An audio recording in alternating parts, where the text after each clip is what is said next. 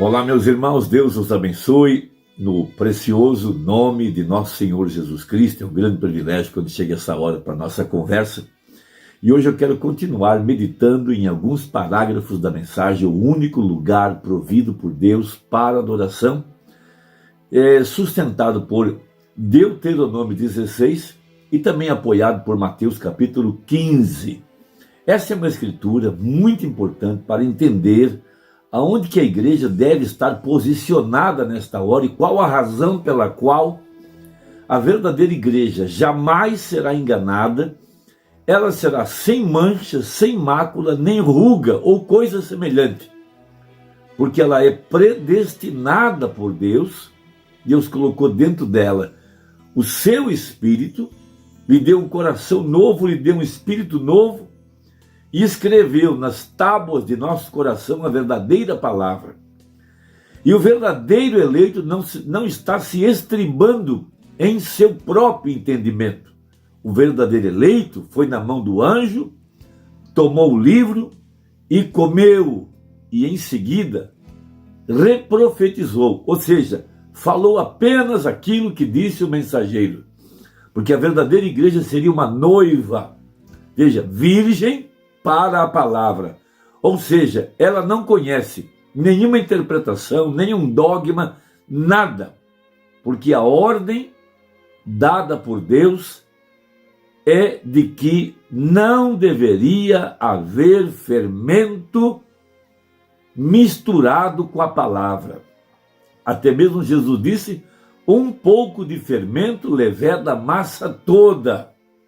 Veja, uma doutrina falsa torna toda adoração inválida, de acordo com Mateus 15. Uma doutrina falsa é fermento, e a razão pela qual a verdadeira igreja ela seria guardada da hora da tentação que haveria de vir sobre todo o mundo, ou seja, se a igreja permaneceria fiel à palavra ou se ela daria o seu ventre para qualquer doutrina errada. Veja, Mormona pregou, a palavra falada é a semente original, e ele mostrou que a igreja, um tipo da mulher, possui dois ventres. O primeiro ventre é a mente, é por ali onde a palavra entra. Depois de concebida, ela dá à luz o pecado. Foi o que aconteceu com Eva em Gênesis. Se Eva não tivesse parado para ouvir a interpretação falsa da palavra que o diabo lhe propôs, ela não teria caído. Mas ela abriu o seu ventre, ela abriu os seus ouvidos, ela abriu a sua mente, ela queria sabedoria, ela queria conhecer. Consequentemente, o diabo inoculou nela a semente da serpente. Veio Caim, um tipo do espírito religioso dos últimos dias, que quer servir a Deus de acordo com o seu próprio entendimento. Ele não pode sacrificar, porque ele não cede seus direitos. Quando Deus lhe apresentou o caminho, a base fundamental para a adoração, veja, ele não pôde se humilhar, ele não pôde se sacrificar, consequentemente, ele não aceitou o caminho provido por Deus. Então vamos ler as escrituras, muito importante para essa hora. Veja, guarda o mês de Abibe e celebra a Páscoa ao Senhor teu Deus, porque no mês de Abibe o Senhor teu Deus te tirou do Egito de noite. Veja, ali estava a última praga que caiu sobre o Egito, foi morte. E hoje também a última praga é morte, porém morte espiritual vinda do sistema organizado, do cristianismo organizado. Veja, o cavaleiro do cavalo amarelo, o nome dele é morte. E a Bíblia fala: desperta de entre os mortos. Veja, então sacrificarás a Páscoa ao Senhor teu Deus, ovelhas e vacas, no lugar que o Senhor escolher para ali fazer habitar o seu nome.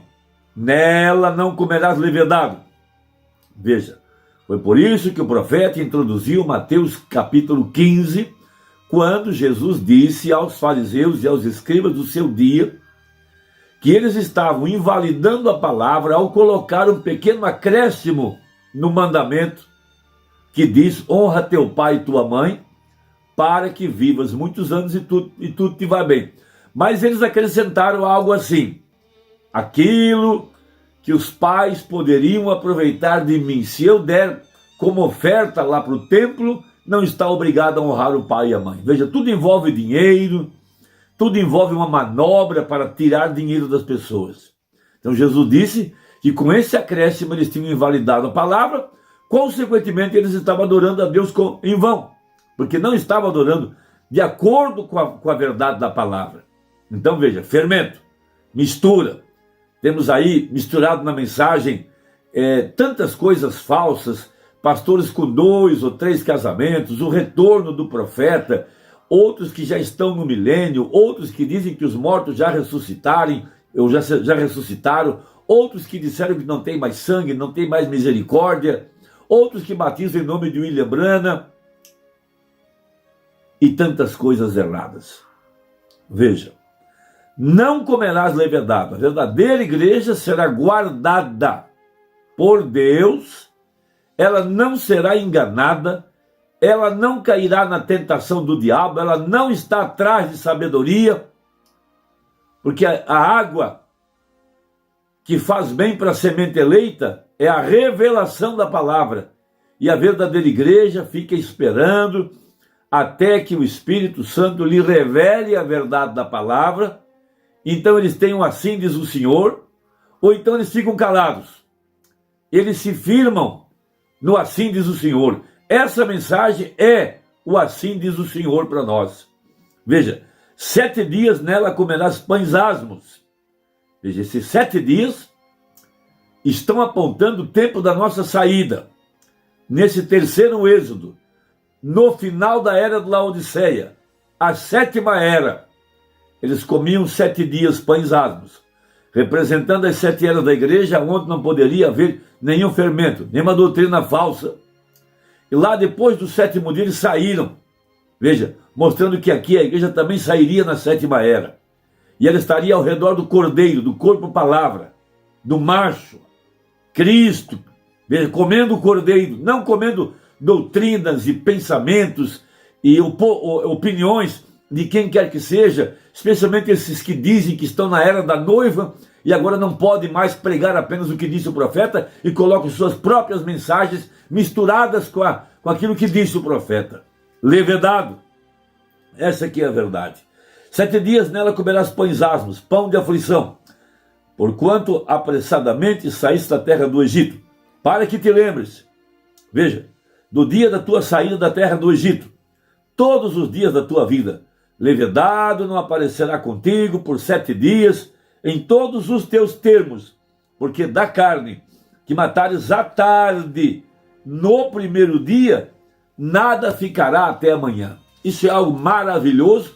Então o profeta, na mensagem, o único lugar provido por Deus para adoração, tocando nesse assunto do fermento, tocando nesse assunto dos 7 dias de pão asmo, ele diz o seguinte, veja, o mensageiro à igreja sempre vem exatamente na morte da outra era da igreja.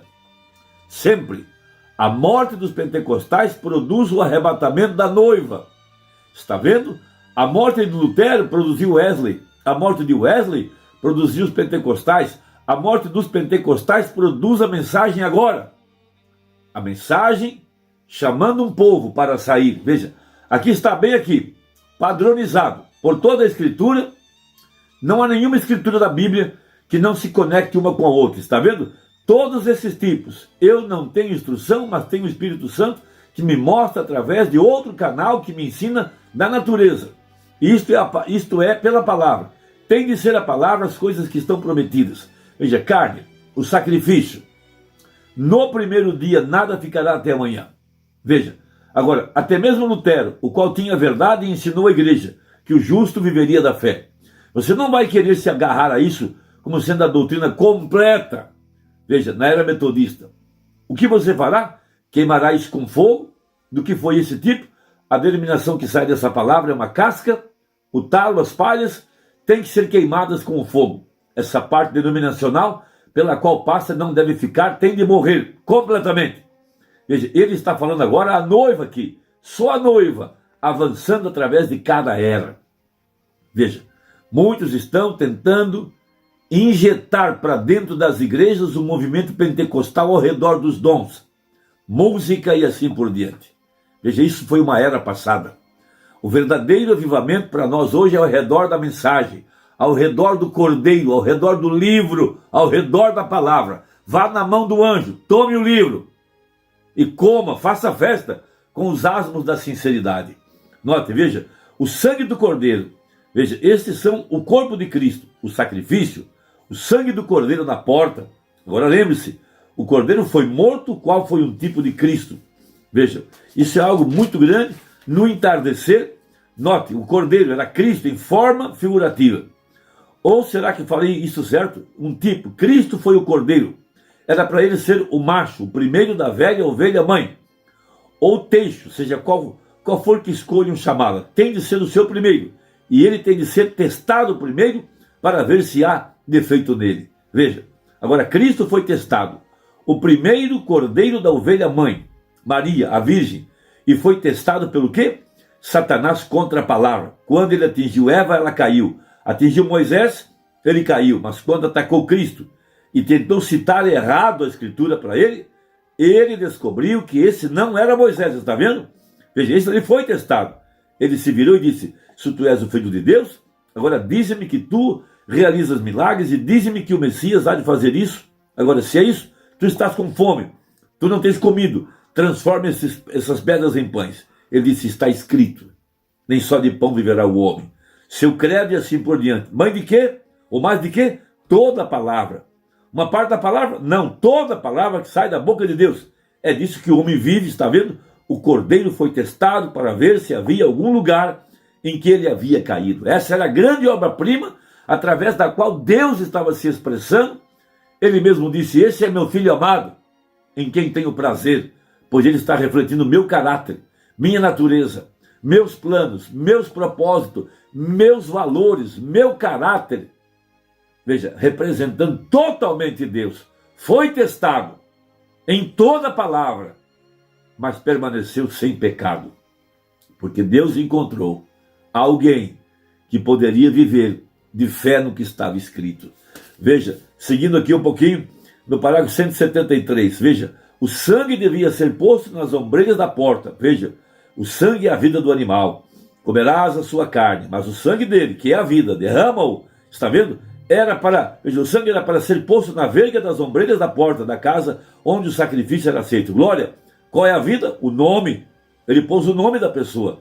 Vá lá na porta e olhe e veja qual nome está na porta antes de tocar a campainha. Está vendo? O sangue foi posto na verga da porta como um tipo de que o sacrifício era no interior. Agora, veja, o sangue, não deixe, veja, o sangue, ali está a vida, ali está o nome, o DNA, para mostrar. Veja, na porta está o nome, a porta é Jesus Cristo, não pode haver levedado. O sacrifício deve ser levado ali, ceder nossas opiniões, tirar os sapatos dos nossos pés, como disse o anjo para Josué, e como é o mesmo no livro de Efésios, tirar o sapato, ceder, não se estribar em seu próprio entendimento, viver da palavra, viver do que está escrito, viver da verdadeira mensagem para a hora. Deus te abençoe, tire todo o levedo e viva de fé na palavra. Até a próxima, se Deus quiser, em nome de Jesus. Amém.